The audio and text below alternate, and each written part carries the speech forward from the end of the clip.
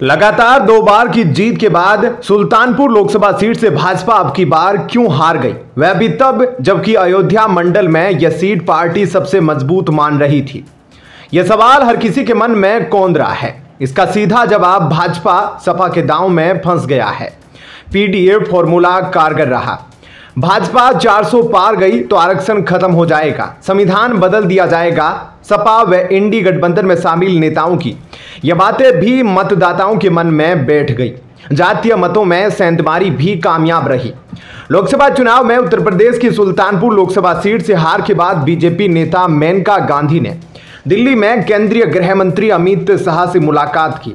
हार के बाद अमित शाह से उनकी यह पहली मुलाकात है। इस दौरान दोनों नेताओं के बीच काफी लंबी बातचीत रही और चुनाव में हार की वजहों को लेकर भी बात हुई। इस मुलाकात के बाद सियासी हलकों में चर्चा भी तेज हो गई है। मेनका गांधी मंगलवार को दिल्ली पहुंची, जहां उन्होंने केंद्रीय गृह मंत्री अमित शाह से मुलाकात की।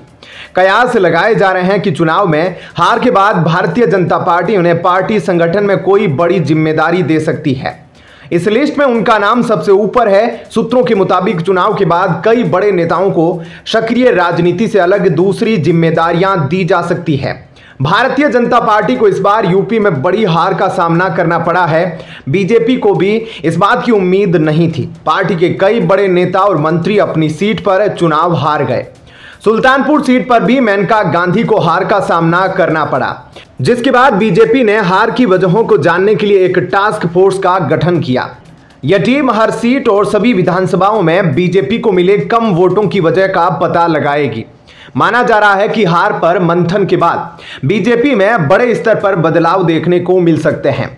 इस दौरान पार्टी और संगठन में भी फेरबदल किए जा सकते हैं और पार्टी को मजबूत करने के लिए कई बड़े चेहरों को जिम्मेदारियां दी जा सकती है, जिसे देखते हुए पार्टी के बड़े नेताओं को संगठन के दूसरे कामों की जिम्मेदारी दी जा सकती है। भारतीय जनता पार्टी ने मेनका गांधी सुल्तानपुर सीट से लगातार दूसरी बार टिकट दिया था। इस चुनाव में उनका मुकाबला समाजवादी पार्टी रामभुआल निषाद से था, लेकिन उन्हें 43,174 वोटों से हार का सामना करना पड़ा। हालांकि पीलीभीत सीट से बीजेपी ने उनके बेटे वरुण गांधी का टिकट काट दिया। इसके बाद वरुण गांधी कभी बीजेपी के लिए किसी मंच पर दिखाई नहीं दिए। हालांकि सुल्तानपुर में वोटिंग से पहले वो मां के समर्थन में एक दिन के लिए प्रचार करने पहुंचे थे। इस सीट पर भाजपा कुल 5 बार विजय दर्ज कर चुकी है। 3 बार राम लहर तो 2 बार मोदी लहर में। 2014 के चुनाव में यहां से वरुण गांधी ने जीत दर्ज की थी। 2019 में उनकी मां मेनका गांधी ने विजय हासिल कर भाजपा का कब्जा बरकरार रखा था। वहीं वरुण मां की सीट पीलीभीत से लड़कर सांसद बने थे। अब की बार पार्टी हाईकमान ने वरुण को टिकट न देने का मन बना लिया।